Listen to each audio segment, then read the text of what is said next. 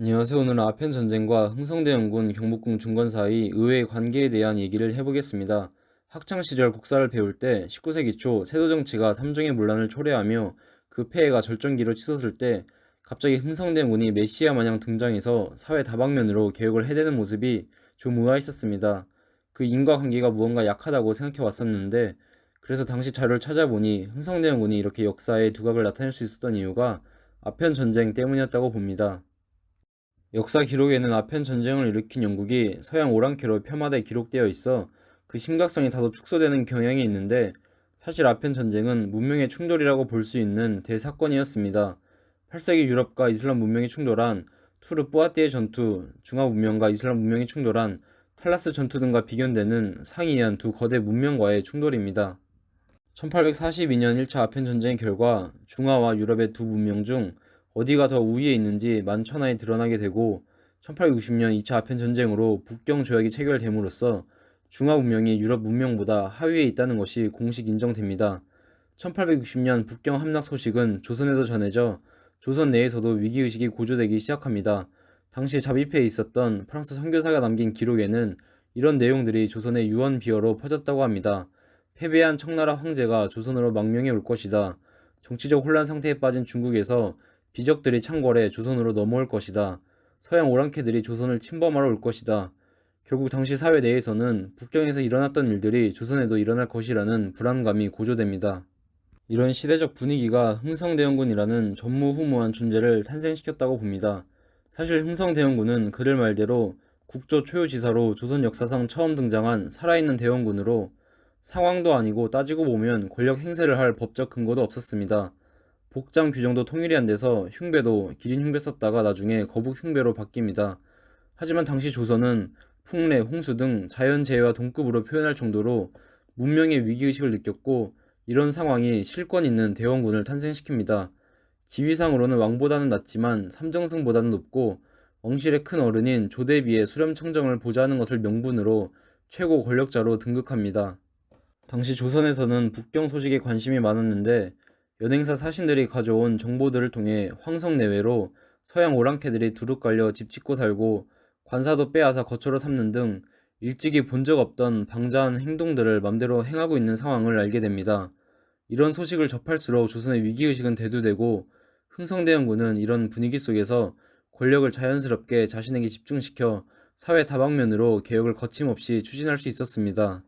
그리고 개혁의 정점으로 경복궁 중건을 실현시킵니다. 임난 이후 선조를 시작으로 역대 왕들이 번번이 실패했던 경복궁 중건을 문명의 위기라는 시대적 분위기에 편승하여 성공시킵니다. 직접적인 명분은 익종을 위시한 선대 유업을 계승하는 것이었지만 사실상 경복궁 중건은 중화 문명이 흔들리는 상황 속에서 사회를 안정시키고 조선은 건재하다는 것을 과시하기 위한 정치 선전물입니다. 당시 기록을 보면 모든 백성이 힘을 합쳐야 한다는 것을 계속 강조하고 있는데 이것은 재건한 경복궁을 구심점으로 사회 기틀을 다시 재정립하려는 목적이었습니다. 경복궁 중건의 명분으로 경복궁이 유교적 이념으로 대변되는 정도가 조선에 퍼지게 된 그 시작점이었다는 것을 강조하는 것이 이 때문입니다. 따라서 경복궁 중건은 교과서에 나와 있는 것과 달리 단순한 왕권 강화책 이상의 존재이며 문명의 위기 속에서 중화 문명을 지키기 위한 전진 기지와 같은 존재였다고 볼 수 있습니다. 실제로 1866년 척사 유능을 반포합니다. 경복궁 화재로 공사가 연기되는 바람에 이곳에서 반포하지는 못하였으나 전국의 천주교로 대변되는 사교를 배척할 것을 명령합니다. 그 유능 내용을 보면 조선을 중화와 다를 바 없는 천하의 문명국으로 드높이고 유일하게 서양 문물로 더럽혀지지 않는 순결한 고심을 강조합니다. 그러고는 서양 물건들의 사용 금지령도 내리고 온 백성들을 정신무장시켜 놓습니다. 당시 신하들은 고종한테 서양 오랑캐들을 고구려를 침입한 수나라 군대와 비교하면서까지 만약 쳐들어오면 역사적으로 자연지세로 왜적을 물리쳤듯이 이번에도 그렇게 하면 된다고 안심시켜 놓습니다.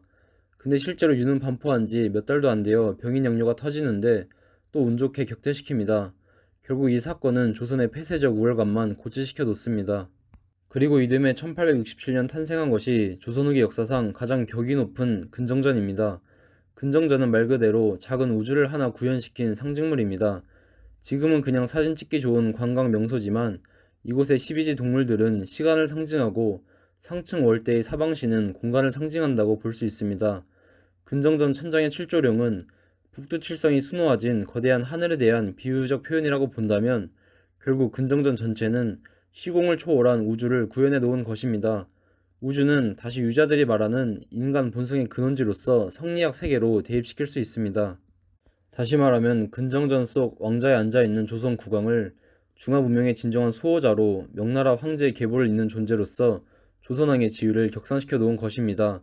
즉 명나라 몰락 이후 심화되었던 소중화 사상이 개화한 곳이라고 볼 수 있겠습니다. 실례로 경복궁 완공을 기뻐하며 내린 교서에 우리 황조의 기업을 정하였다는 표현이 나오는데 은연중에 명나라 황조와 조선 왕조를 연장선에 놓아 동렬로 취급하였음을 알 수 있습니다. 특히 경복궁 중건과 관련한 당시 기록 중에 옛것을 따라 외관을 본뜨고 시의에 따라 가감하였다라는 구절이 나옵니다. 조선 초 경복궁의 원형에 근접하게 짓되 현재의 시대적 상황도 고려하여 변형된 부분도 있다는 것을 나타내는 말입니다. 그 대표적인 사례가 월대 난간입니다. 추측컨대 애초에는 근정전 월대에 난간이 없었던 것으로 보입니다. 하지만 앞에서 언급한 소우주를 구현하기 위한 장치로 이 난간 장식을 부과시킨 것입니다. 참고로 경복궁에 해태상들이 많이 설치되어 있는데 이것도 척사 유눔을 반포했던 당시 시대상과 연관성이 높다고 봅니다.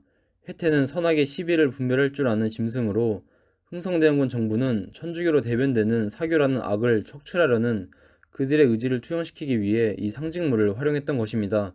그래서 경복궁에는 유독 타 궁궐에 비해 해태 조각상들이 많이 설치되어 있습니다.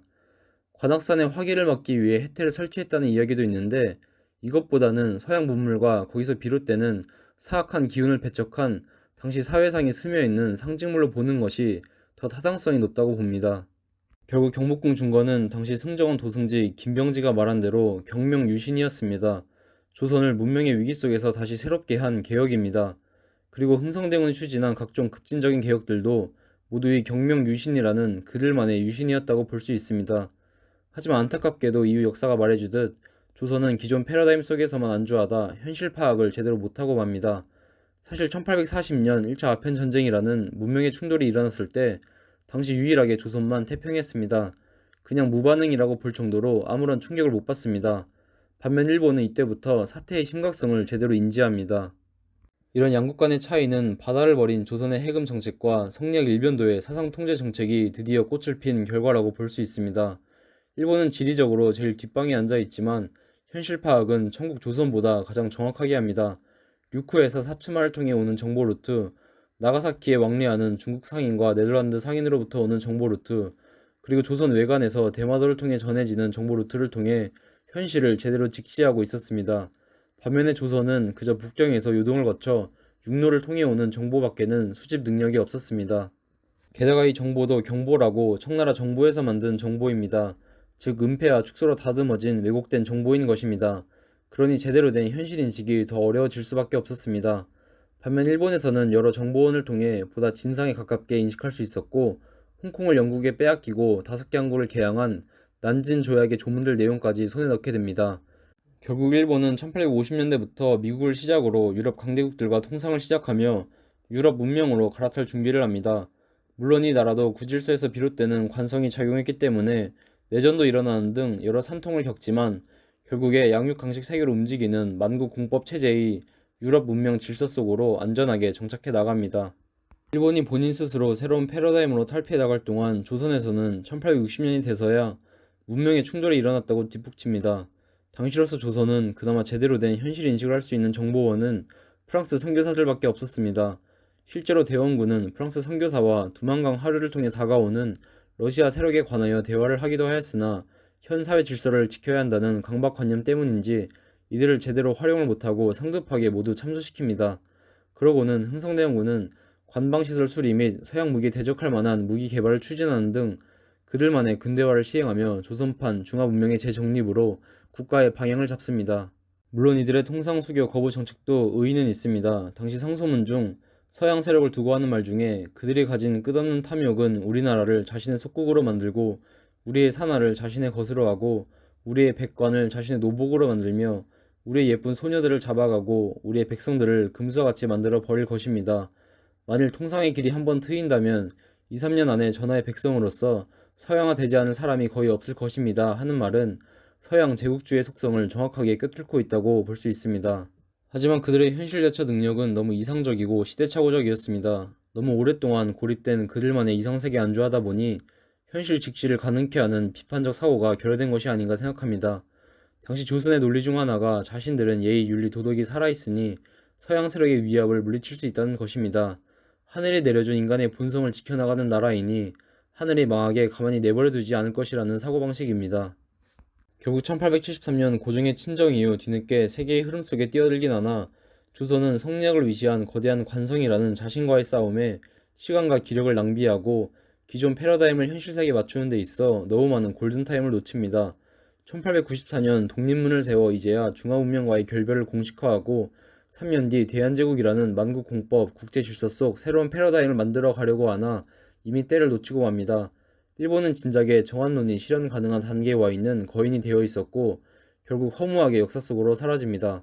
재밌게 보셨습니까? 다음에도 새로운 지식의 공유를 위해 더 좋은 콘텐츠로 찾아뵙겠습니다.